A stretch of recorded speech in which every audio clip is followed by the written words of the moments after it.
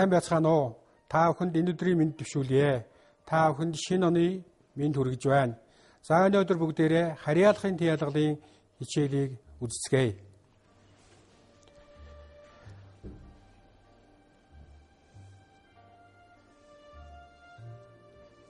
Хиний юуны гэсэн асуултанд хариулагдана. Уян, ийн гэсэн 5 нөхцөлтэй. За уучлаарай, энэ самбар жижигэн чичрээд бичиг жаахан муухай гарчлаа. Дараагийнх нь одоо засъя. За энэ нөхцлүүдийг бол хиний гэдэг асуултанд бидний өмнө ярьж байсан хүн болон хүн тамаатай зүйл асуугдаж хариулагдана. Юуны гэдэгт нь хүнээс бусад зүйл асууж хариулагдана. Тийм учраас та нар энэ асуултыг бол өмнөхтийн ялгалууд бол үзэж байсан учраас мэдж байгаа гэж ойлгож байна. Тийм учраас хэрэглээгээ зөв хийгээд дагвар нөхцөлөө зөв залгах ёстой. За бүгдээрээ одоо жишээ үзье.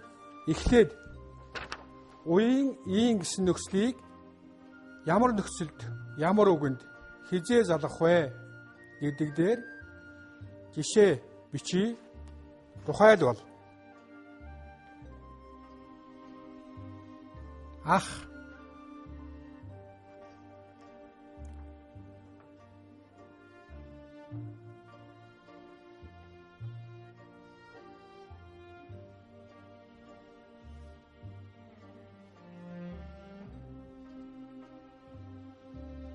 цэрэг. За энэ ах, цэрэг гэдэг хоёр үгийг яаж сонгож авсан бэхээ гэвэл нэгдүгээрт ах гэдэг бол эр үг, цэрэг гэдэг бол эм үг. За мэдээж хэрэг их шиг зохисоосыг баримтлаад ах гэсэн эр үгэн дээр уян гэсэн нөхцөлийг залгана. Цэрэг гэсэн эм үгэн дээр ийн гэсэн нөхцөлийг залгана. Тэгээд энэ хоёр хоёулаа гийгүүлэгчээр төгссөн үг байгаа. Өөрөөр хэлбэл их шиг зогсох ёсыг баримтлаад гийгүүлэгчээр төгссөн үг нь уян, ийн гэсэн нөхцөлийг залганаа гэж та нар ойлгох ёстой. За бүгдээрээ залгаж бичье.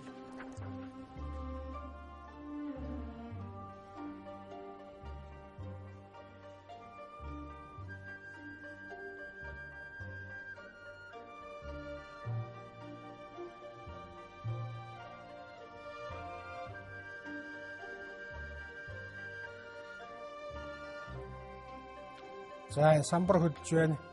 Тийм учраас бичгийн хэмж яахан чичиргэнтэй болоод байгаа учраас хүндрэлтэй байна.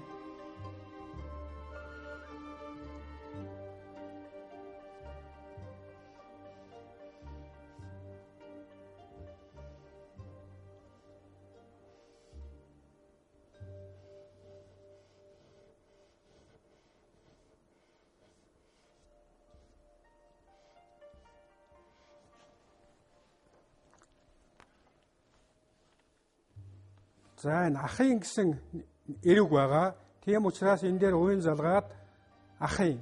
Цэргийн гэдэг дээр ийн залгана, эм их шиг байгаа. Тийм учраас ийг бичиж байна. За энэ үсэг үгийн ард дахь бадархай гişийн үсэг гээгдэн энэ дүрмийг дараа үсэх учраас та нар шууд цэргийн гээл бичээд тогтоож хэрэгтэй.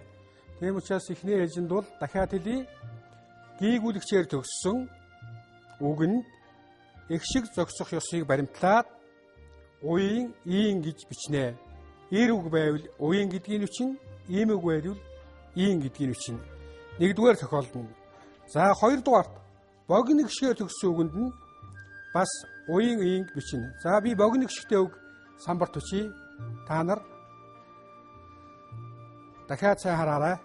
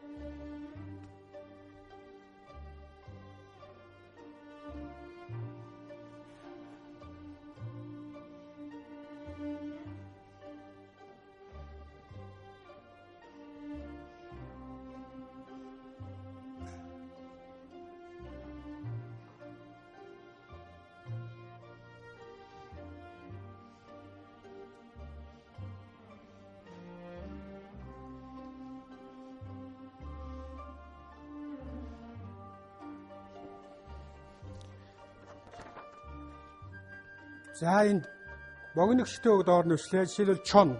Чон гэдэг эр үг богиногчээр төгссөн. Тийм учраас уян чонын гээд бичгэд өмнөх бадархай богиног шиг гээгдэж байна. Хоёрдугаарт үн гэж байна. Үн. Мөн ийн гэж бичээд бадархай эгшгийг гийгээд үнийн гэж бичиж байна. За энэ тохиолдолд дахиад хэлье. Гийгүүлэгчээр төгссөн хэ гийгүүлэгч, гэ гийгүүлэгч. Богиногшгээр төгссөн о богиног шиг, богиног шиг. Ийм тохиолдолд анхны тохиолдол. Энэ тохиолдолд уян гэдэг нөхцөлийг, ийн гэдэг нөхцөлийг эх шиг зогсох ёсыг баримтлаад бичнэ. Тэгээд ахын, цэргийн, чонын, үнийн. За энэ бол бидний анхны уян, ийн гэдэг нөхцөлийг яаж бичих вэ гэдэг жишээг бид нар энэ самбарт үзүүллээ. За дараа нь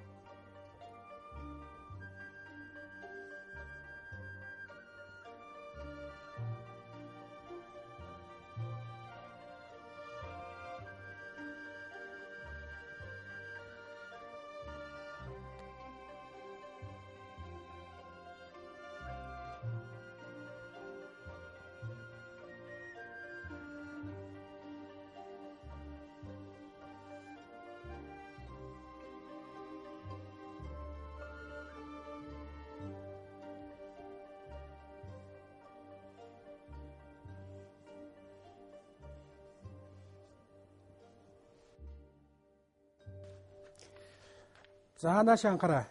Уяыг хаана бичих вэ гэхтэй зэрэг тогтвортой, тогтворгүй тийм гийгүүлэгчээр төгссөн үгийн дараа бичнэ. За он гэж байна. Он гэдэг бол тогтвортой. Тийм учраас шууд эр үг.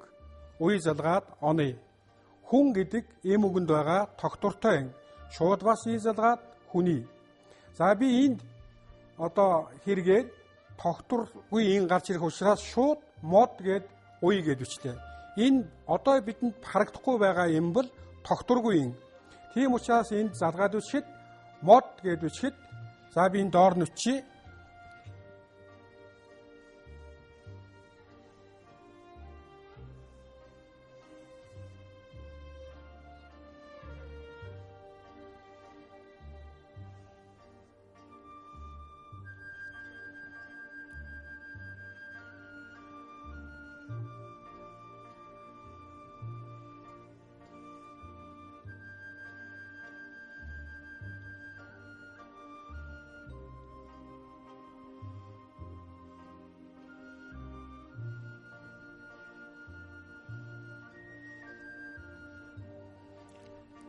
За одоо хараарай. Тэнд мод ширээ гэж үчихэд энэ байхгүй байсан. Одоо энэ гараад ирсэн байна. Мод, модны, ширээ, ширээний. Тэгээд түрүүний миний ярьсан уян нөхцөлийг их шиг зогсох ёсыг баримтлаад тогтвортой энэ нүсгээр төгссөн, тогтворгүй энэ нүсгээр төгссөн үгийн дараа шууд залгаж бичнэ гэдэг жишээг би энд сая харууллаа.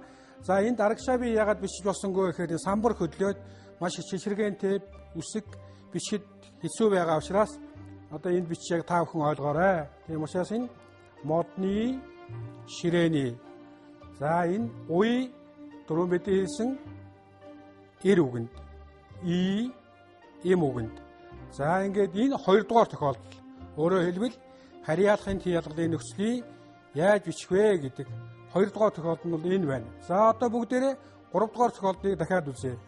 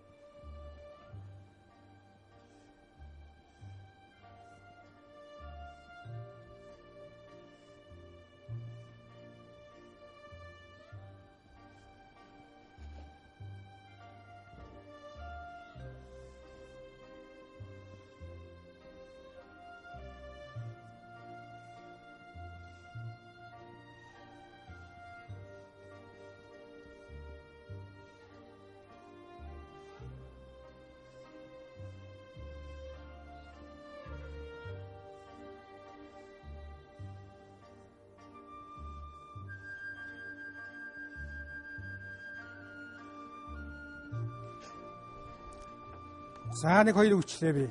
Урдгшгээр төгссөн үг дэлхий, хосгшгээр төгссөн үг нохой. За энэ зөвхөн ан гэсэн харьяалахын дийлуулын 5 дахь нөхцөл буюу 3 дахь тохиолдолд хосгшгээр төгссөн үг, урдгшгээр төгссөн үг хоёрт бол шууд залгана. Жишээлбэл дэлхий гэвэл дэлхийн, нохой гэвэл нохой. За энэ мэтлэнгээр энэ харьяалахын дийлуулын нөхцлүүдийг бол бүгдээрээ бичих ёстой. За юуны өмнө харьяалахын дийлуулын нөхцөлийг бичихдээ их шиг зохицох ёс, эр юм ёс, урт богино гийгүүлэгч. За тэгээд саяны бичсэн тогтвортой, тогтворгүй гэсэн үгнүүдийн дараа бичдэг болохыг анхаарах ёстой. За би та нарт үргэлжлэлийг дараагийн хичээл дээр бас хэлье. Тэгээ одоо гэрийн даалгаварт нэг цөөн хідэн үг өгье. Та нар энэ миний одоо гэрийн даалгаварт бичсэн үгийг бичээд саяны миний хэлж өгсөн заасан ёсоор зөв бичнэ гэдэгт найдаж байна. Тийм учраас одоо миний бичсэн үгийг бүгдээрээ бичиж аваарай.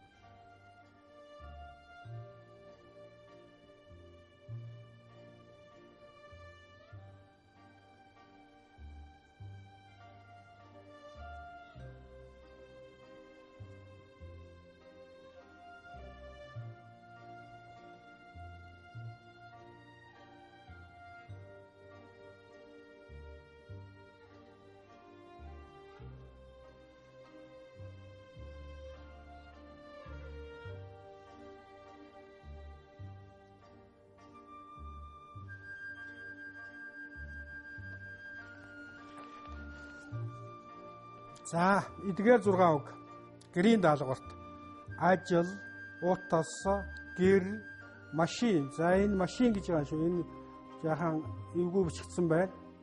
Машин, ор, сараа, нэр. Сараа гэдэг бол хүний нэр. За нэр гэдэг бол зүгээр үг байна. Тийм учраас энэ за хэд үг байна? Ажил, утас, гэр, машин, ор, сараа, нэр. За энэ тохиолдлуудыг сая өнөөдрийн миний хичээл заасан ямар дүрмийг яаж баримталж заах вэ гэдгээ сайн санаад уин, уи, и, ан гэсэн 5 нөхцлөө холбогдох дүрмийг нь бодцож байгаад үүн дээрээ залгаад бичээрэй. Эдгээр нөхцлүүдийг залгахад бол харьяалахын тияллын нөхцлүүд зарим тохиолдолд их шиг гээгдэн, зарим тохиолдолд гээгдэхгүй, их шиг гээгдэхгүй тохиолдлыг бол бид нар дараагийн хичээл дээр үзэх учраас зөвхөн та нар энэ дээр би байсан үгнүүдийг харьяалахын тияллыг шууд залгаад саяны дүрмээ баримтлаад эхний ээлжинд бол тэр бичих хэрэгтэй. Дахин уншия. Энэ үгнүүд самбар чичрээд яхан муухай бичсэн учраас гаргахгүй буруу зуруу хаалсан байж магадгүй. Тэгэхээр та нар багшийнхаа энэ бичсүгийг анхааралтай ажиглаад аваарай. Ажил, ажил, утас, энэ тэвс, утас, гэр. За энэ ээж яхан эвгүүчсэн байна. Гэр, машин, ор, сараа, нэр. Энэ дээр юуг анхаарах вэ гэхээр нэгдүгээр та нарт эр үг, эм үгээ анхаарна. Их шиг зогсох ёсоо анхаарна. Тогтвортой юм байна уу, тогтворгүй юм байна уу гэдгийг анхаарна. Ууртагшгээр төгссөн байна уу, хос гişгээр төгссөн байна уу гэдгийг анхаарна. Богино гişгээр төгссөн бол бас яах вэ гэдгийг анхаарна. Эдгээр дүрмүүдээ саяны мэдээ бичсэн дүрмүүдийг одоо санахад эдгээрийг алдаагүй бичиж чаднаа. За та бүхэнд анхаарал тавьсанд баярлалаа. Өнөөдрийн хичээлийг дуусгая.